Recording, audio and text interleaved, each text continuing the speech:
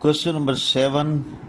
If tan theta is equal to 1 over 7 का square root and the terminal arm of the angle is not in the third quadrant, find the value of cosecant square theta minus secant square theta divided by cosecant square theta plus secant square theta। यानी ten theta की कीमत given है, जिसकी मदद से हमने इस fraction को कैलकुलेट करना है, इस फ्रैक्शन की वैल्यू निकालनी है। तो आइए क्वेश्चन का आगाज़ करते हैं। Tan theta is equal to 1 over 7 का स्क्वायर रूट। अब सवाल में कहता है कि terminal arm of the angle is not in the third quadrant, यानी थीटा एंगल थर्ड क्वाड्रेंट में नहीं पाया जाता है। अगर थीटा एंगल थर्ड क्वाड्रेंट में नहीं पाया जाता तो फिर किस क्वाड्रेंट के अंदर पाया जाता है? चूंकि देखें टेन थीटा की कीमत पॉजिटिव है, आप जानते हैं कि टेन थीटा पॉजिटिव होता है फर्स्ट क्वाड्रेंट में और थर्ड क्वाड्रेंट में। अब चूंकि उसने मना कर दिया है कि थीटा एंगल थर्ड क्वाड्रेंट में नहीं है, तो ओनली पॉसिबिलिटी रह गई कि थीटा एंगल कहाँ होगा? फर्स्ट क्वाड्रेंट के अंदर होगा। चलें, थीटा एंगल का मसला हल हो गया। अब हमने इस फ्रैक्शन को सॉल्व करना है। Cosecant square theta minus secant square theta divided by cosecant square theta plus secant square theta. तो ट्रिग्नोमेट्रिक आइडेंटिटी है cosecant square theta is equal to 1 plus cot square theta,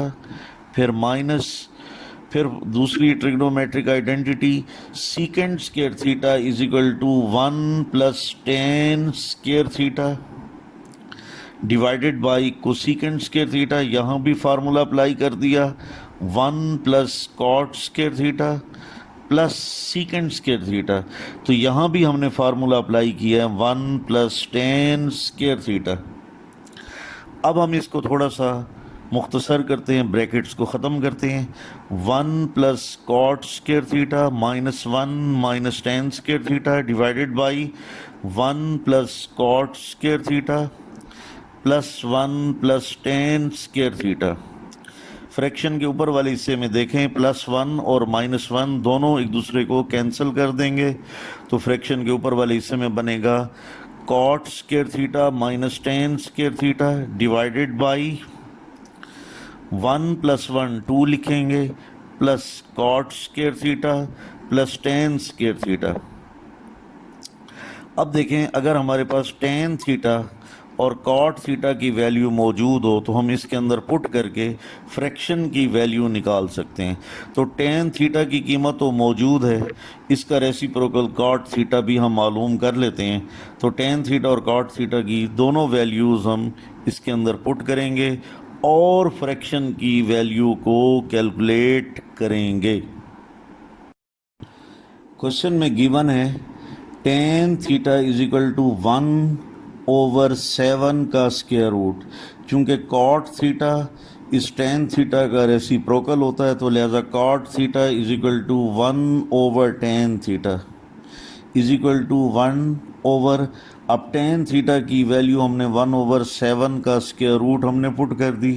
यही कीमत ऊपर जाकर 7 का स्क्वायर रूट बन जाएगी। तो इस तरह हमारे पास टेन थीटा और कॉट थीटा की वैल्यूज़ आ गई। तो टेन थीटा और कॉट थीटा की वैल्यूज़ पुट करें ताकि इस फ्रैक्शन की वैल्यू आ जाए।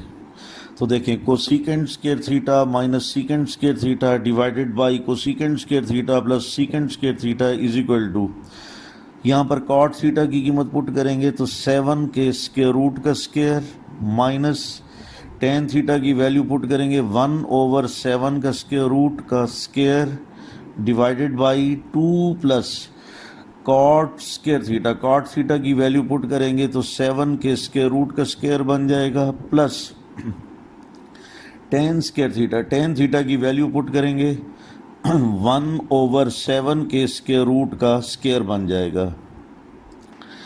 आप जानते हैं कि स्क्वायर और स्क्वायर रूट आपस में कैंसिल हो जाते हैं, तो फ्रैक्शन के ऊपर वाले हिस्से में बनेगा 7 माइनस 1 over 7 और फ्रैक्शन के निचले हिस्से में बनेगा 2 प्लस 7 प्लस 1 over 7। अगले स्टेप में लिखेंगे 7 माइनस 1/7 डिवाइडेड बाई 9 प्लस 1/7, क्योंकि 2 और 7 ऐड होकर 9 बनता है। अब आपने फ्रैक्शन के ऊपर वाले हिस्से का और नीचे वाले हिस्से का दोनों में एलसीएम लेना है, तो बन जाएगा 49 माइनस 1/7 डिवाइडेड बाई 63 प्लस 1/7। 7 से 7 कैंसिल हो जाएगा, तो रिमेनिंग हमारे पास रिजल्ट बनेगा 48/64। अब 16 का टेबल पढ़ेंगे, 16 3 48, 16 4 64, तो कैंसल आउट होने के बाद हमारे पास रिजल्ट बनेगा 3/4। इसलिए इस फ्रैक्शन को सॉल्व करने से ये 3/4 के इक्वल आ गया। If cot theta is equal to 5/2 and the terminal arm of the angle is in the first quadrant, find the value of 3 sin theta plus 4 cos theta divided by cos theta minus sin theta। इस question में cot theta की कीमत given है और इस cot theta की मदद से हमने इस फ्रैक्शन को, गिवन फ्रैक्शन को सॉल्व करना है। तो आइए इसको सॉल्व करते हैं। cot theta is equal to 5/2। Question में बताया गया कि theta angle lies in the first quadrant. अब हम इस cot थीटा की मदद से फ्रैक्शन को सॉल्व करते हैं। 3 sin theta plus 4 cos theta divided by cos theta minus sin theta. चूंकि हमारे पास cot थीटा की वैल्यू गिवन है, तो cot थीटा बनाने के लिए फ्रैक्शन के ऊपर वाले हिस्से में sin थीटा कॉमन लेंगे। कॉमन लेने के बाद ब्रैकेट में बाकी लिखेंगे 3 plus 4 cos theta divided by sin theta. इसी तरह फ्रैक्शन के निचले हिस्से में भी हम sin थीटा कॉमन लेते हैं, तो कॉमन लेने के बाद ब्रैकेट में लिखेंगे cos theta divided by sin theta minus 1। sin theta से sin थीटा कैंसिल हो जाएगा और फ्रैक्शन के ऊपर वाले हिस्से में बनेगा 3 प्लस 4 और cos थीटा और sin थीटा दोनों डिवाइड होकर cot थीटा बन जाएगा।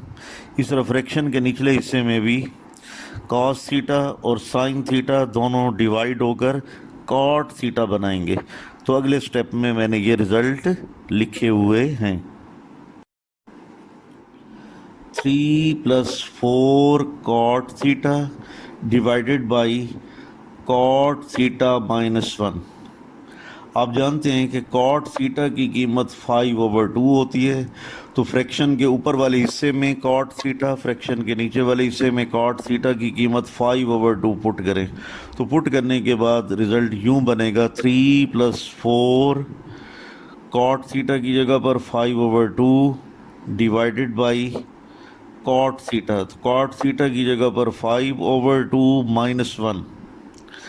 अब यहाँ पर 2 और 4, 2 2s are 4, 2 बनेगा, 2 को 5 से मल्टीप्लाई करेंगे 10, तो फ्रैक्शन के ऊपर वाले हिस्से में बनेगा 3 प्लस 10। फ्रैक्शन के निचले हिस्से में एलसीएम लेंगे तो बन जाएगा 5 माइनस 2/2। फ्रैक्शन के ऊपर वाले हिस्से में 3 और 10 को जमा करेंगे 13, और फ्रैक्शन के निचले हिस्से में 5 और 2 जब माइनस होंगे तो 3 बन जाएगा और रिजल्ट बन जाएगा 3/2। अब हम ऐसा करते हैं कि 3/2 को ऊपर ले जाते हैं, ऊपर जाकर ये उलट जाएगा और 2/3 बन जाएगा। तो अगला स्टेप यूँ लिखेंगे 13 इंटू 2/3। अब 13 को 2 से मल्टीप्लाई करेंगे 26 डिवाइडेड बाई 3, तो लिहाजा cot थीटा की कीमत 5/2। उसकी मदद से जब हमने फ्रैक्शन को सॉल्व किया तो हमारे पास रिजल्ट बना 26 डिवाइडेड बाई 3। यही हमारा मतलूबा रिजल्ट है।